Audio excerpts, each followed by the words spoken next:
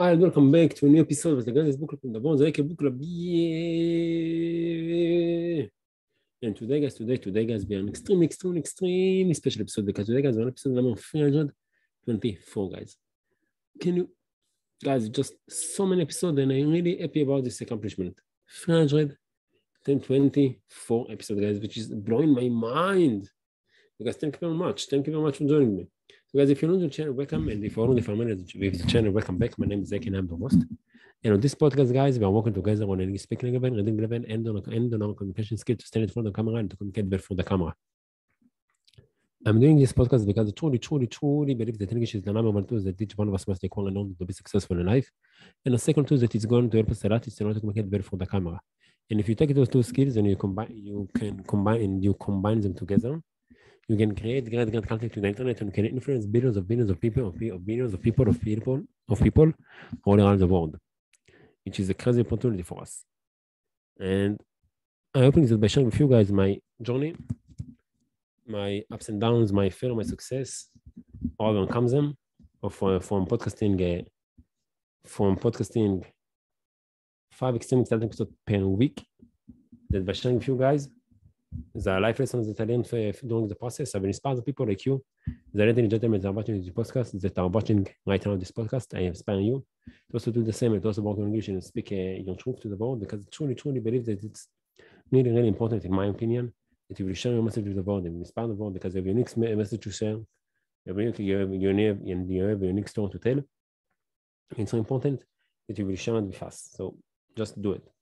And today, guys, you see, we got this nice lecture in the class, and they invited me to come to the class and to give them some lecture about the book club, about starting it, what is the goals and everything. So I went there and I did it, and it was a really great lecture. And if you want to check out this class, you know where you can find them on 3, 2, 1, kabam, you can find them on Good Fun. That's right. And this great upload to Good Fun Bananas and Bananica on 31 on January 2018, and of course we like the picture, and it's downloaded already 1,049 times. And guys, if you want to download the picture, just need to choose the resolution from here. Press download. Right click on the picture, go to שמירת תמונת בשם Elibro, עושה pictures in English, and type down and comment below. I want it in all language, and all of us we need to guess from where you are all around the world. Press save. Choose the value to save it on the computer. Press save and kabam, just like that, you will get it back on the computer. So thank you very much for the artist who made this grand background, and thank you very much for sharing it with us, and thank you very much for Vaninka for uploading this grand background to Good Fun. So thank you very much. And today, guys, we'll continue our journey with Crush It by Gary Vaynerchuk. It's a great book. I really love the mindset that he gives us about social media branding, and I really enjoy reading it. And I take a lot of life lessons to this, to my own life, because as I told you, me and King, we are starting our own Amazon FBA shop, and we starting to get into the entrepreneurship world, and I really love it. And I learned a lot from it. And you know, my life goal is I'm going to be the greatest motivation content creator of all times. Mark my word, it's your boy AK. I will do it, and I need to know. I need to learn and how to do it, and I need how to brand myself and the mindset. And this book gives me a lot of good tips for the mindset, a lot of good points. So, guys, if you want to check out this grand account, or if you want to check out Gary Vaynerchuk social media accounts or the book, you got all the link in the description below. So make sure to check them, like them, and learn from them, because as you know, I really recommend to check out Gary Vaynerchuk social media account, because you can learn so much from his social media account. So just do it. And guys, if any one of you have any suggestion I can put myself for the podcast, or if any one of you want to come to the podcast, they get to the podcast, share message about this part, about make a difference, because we're here. We also have a great time with me in English, because as you know, I'm a really nice guy in English. So please let me know in the comment below so we can arrange it.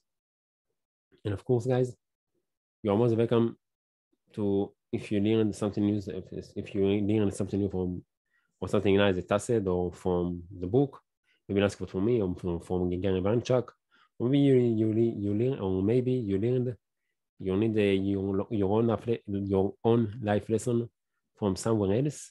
You are more than welcome to share it with all of us in the comment section below. So all of us, so all of the community can improve ourselves and enrich our lives. Thank you to you. So thank you very much for sharing it with us in advance.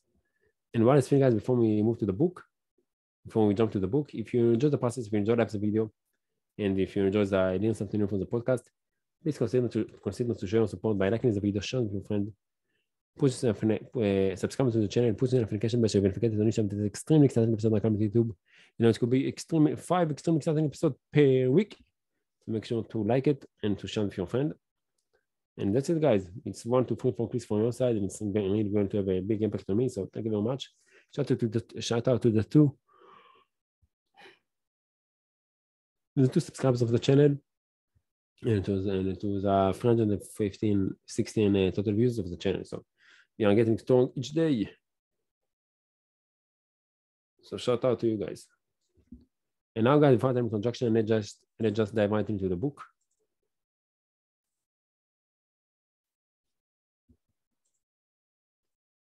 So, crushed by Gary Vaynerchuk, page 98 to 103.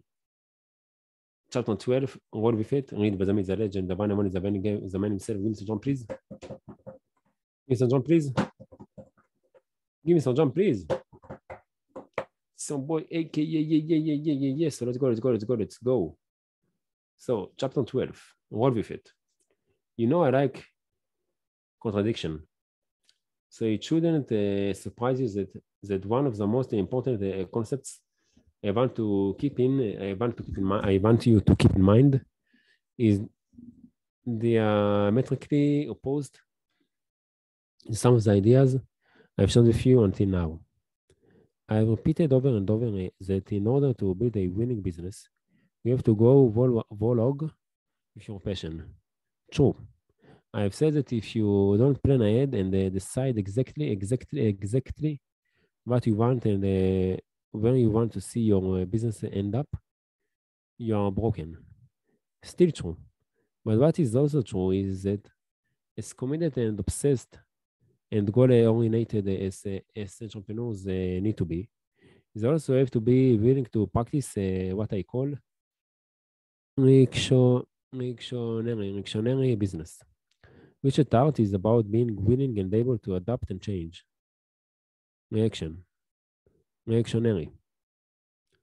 This is where most companies and business people lost the game by refusing to admit their mistakes or neglecting to look ahead to see what would negatively impact on business.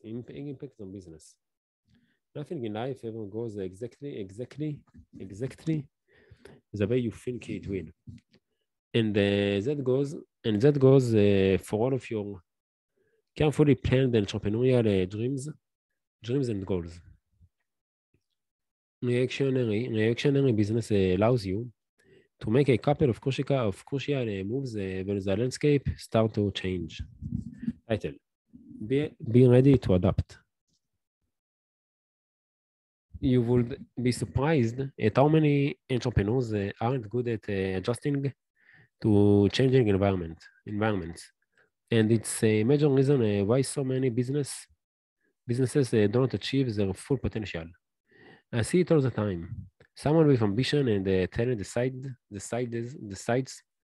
she's going to be the master steward of kind, friendly sandwiches, of the master steward of kid-friendly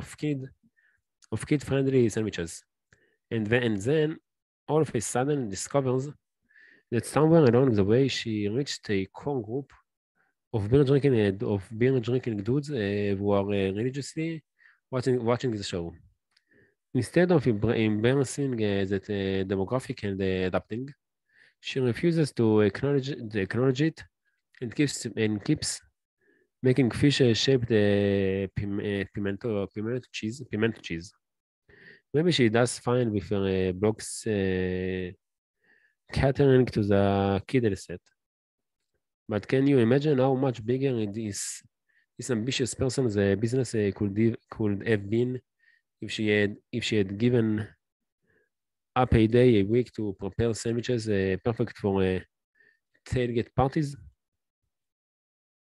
A perfect real life example of a brand that drew an unnecessary line in the sand regarding its positioning is crystal. Positioning is crystal. Starting in the late 1990s, the upscale campaign was enthusiastically adopted by the hip hop community. But instead of embracing and leveraging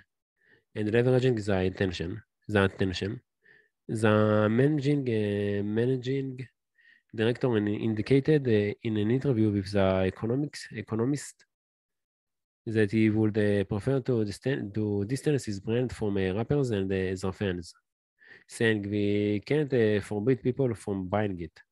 I'm sure Dom Peng John or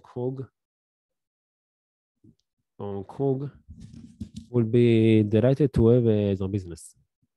We had the chance to cultivate a golden, yet the chance to cultivate a golden opportunity to capture a major market share, and instead he killed it.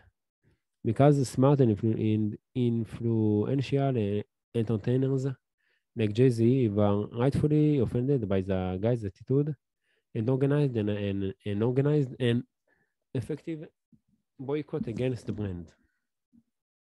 Title: Put out fires. Now, reactionary business has nothing to do with social media. Everyone in business should practice it, even if they have decided to completely ignore social networks. A stupid idea, but one that a lot of established brands are following. On the other hand, all of the social networking platforms turbo boost your ability to be reactionary. Not only by enabling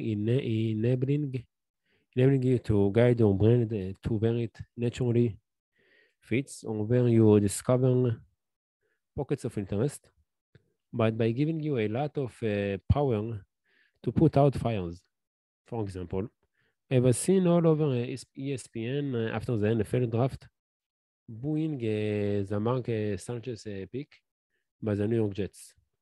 It looked like I was 18 on the pick and the player, which wasn't true. I didn't know the details of the trade, and when I saw the team go from 17 to 5 in the rankings, I assumed that the Jets had given up a whole lot to get the Sanchez. And that is what was bothering me. Turns out that wasn't the case. Regardless, I felt bad that everyone, including Mark Sanchez, if he happened to be watching, misunderstood my reaction. 5 years ago, I couldn't have fixed the misperception, but thanks to social media, the Monday after the game, I was able to use my biggest platform, Wine Library TV, to clarify what I thought. A more relevant example can be found in the way Domino's used YouTube to respond to the negative publicity they suffered after two employees shot video of themselves doing disgusting things with the food before serving it to customers. A lot of people pointed to that story as evidence of the downside to social media, because two idiots were able to blast a negative image of a company out to the thousands of consumers within minutes. But the Domino's brand didn't get out.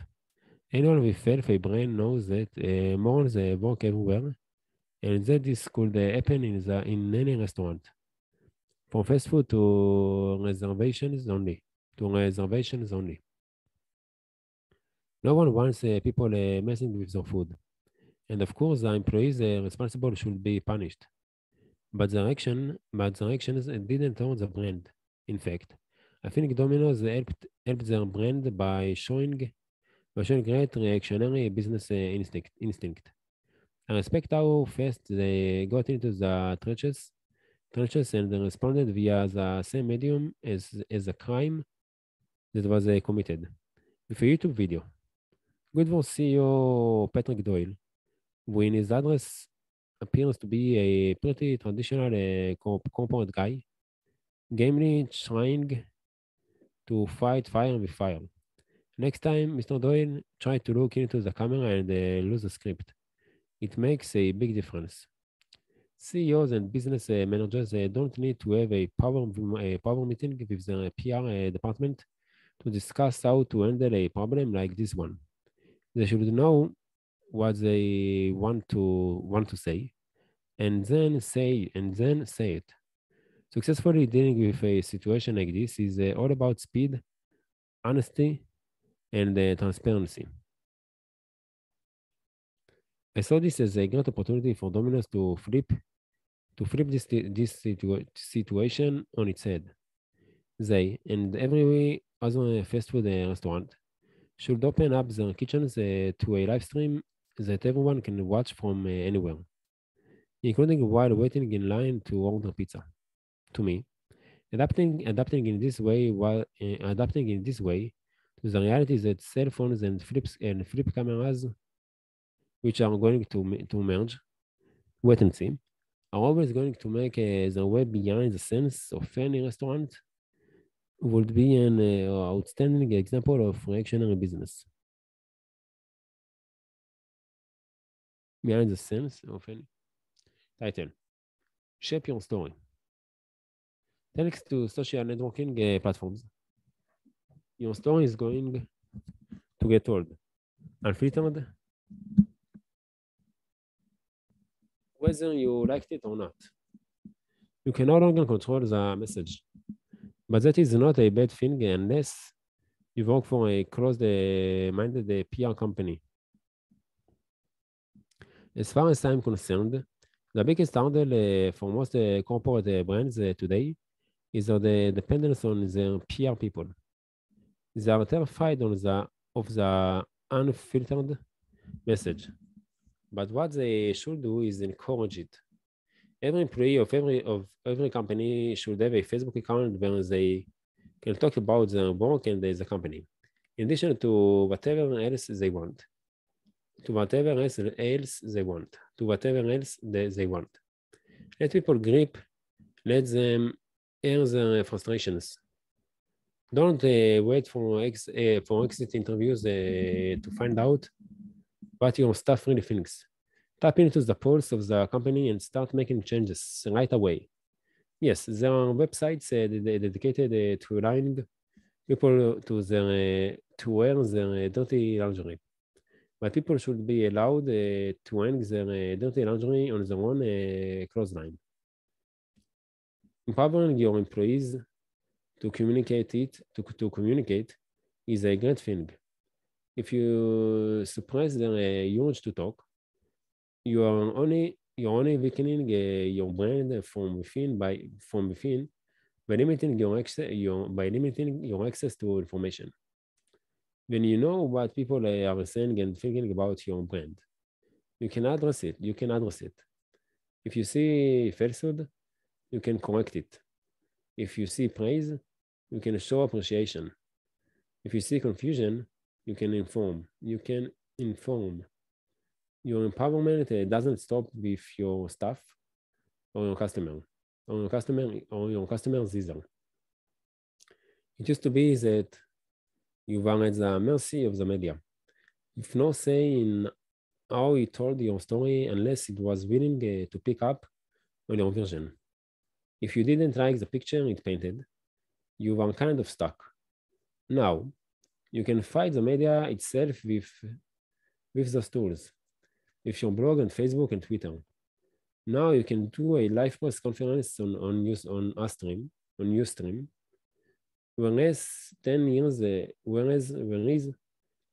ago you could try, but it was always a gamble whether someone would show up with a TV camera. Title: Trend spotting.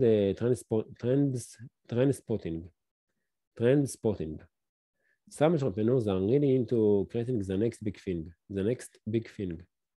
Not me. I'm about identifying the next big thing and jumping all over it. To me, owning your ability to act on vaccine and wanting social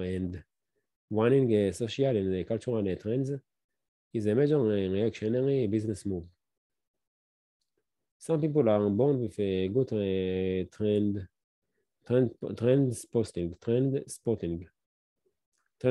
intuition. My whole life, I've been able to see something and just feel that it's going to be big. I feel it from baseball cards, for toy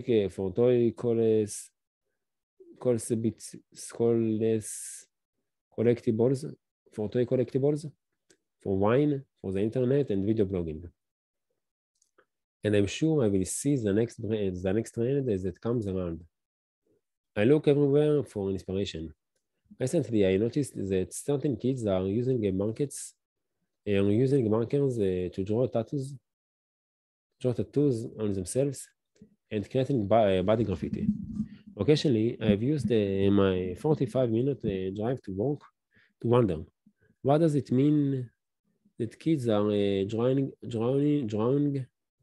their own tattoos? How do I capitalize on it? Where is the opportunity? Then, while on the Thunder cruise for my fans in April, we docked in the Bahamas and I noticed a huge line at the kids tattoo station at the Atlantis. If I were in the ink, if I were in the ink business, I would want to create an organic, non-toxic, kid-friendly, skin-friendly brand think and capture the market of kids who want to design their own tattoos. The tremendous line at the booth told me that parents are clearly ready for this. I'm not the right guy to invent the product to fill that market need, but if you do it, let me know. Being reactionary means that you are always thinking about the meaning behind cultural change. Let's say you're at a party and a friend tells you she's canceling cable. You hear that and your radar should go off. Canceling cable? Nobody would have canceled the cable 2 years ago. What is going on? If you haven't figured it out already, I'll tell you why it's important. It means that the day is almost here. It means that the day is almost here when there will be no difference between watching TV and watching the online video. Cable on demand and Netflix and TiVo and YouTube and Hulu have each pushed the envelope a little further by extending the life of movies and the shows and by making network programming schedules irrelevant. But the next path will be even more dramatic. Eventually, Comcast or Time Warner is going to announce a new channel that airs online videos. You will be able to use your remote to search by subject. Now, the kid who draws tattoos on his arm will be able to type in body graffiti and find 45 different shows about body art on the internet. He's going to create his own TV watching experience, not just swallow what the TV stations have decided to feed him. If you open a host a graffiti video blog that it feels was reaching 5,000 people, you are suddenly going to have the potential to reach hundreds of thousands. For someone practicing a reactionary business, someone who is looking ahead and adapting to markets and taking advantage of new opportunities to communicate, that puts a lot of media dollars into play. Thanks to social networking, we now have access to powerful real-time streamlined data that can allow us to steer our ships very, very accurately in response to trends and to turn challenges into huge opportunities. My transactionary business isn't limited to business developed for social media platforms. But as the next business phenomenon turns out to be, your reactionary business skills will be critical to capitalizing on it. Now, guess what, guys? This is the end of the episode. So, guys, thank you very much for joining me. I really appreciate the fact that you choose to invest your time with me. And I can't wait to see you all on tomorrow episode of the God's episode of the God's Book Club and the Book Club. Until then, take care of yourself. Have a great time, man. Bye-bye. Okay. So, guys, today it's 23 on March 2022, and today is Wednesday. Today it's Wednesday. And this is the episode I record, and now I think I'm going to rest a little bit, and then I'm coming back up and finishing this series. And today I missed an upload. I forgot to upload. But the episode is still pre-recorded, so it's okay. יום רביעי, 23 לשלישי 2022, שעכשיו ב-6:07 דקות, אני שאנחנו ננוח עכשיו, טיפה עייף. אנחנו ננוח, ונקום עוד מעט, ונמשיך עם הסדרה הזו, נסיים איתה, ויאללה. נתראות, ברכה והצלחה, וביי.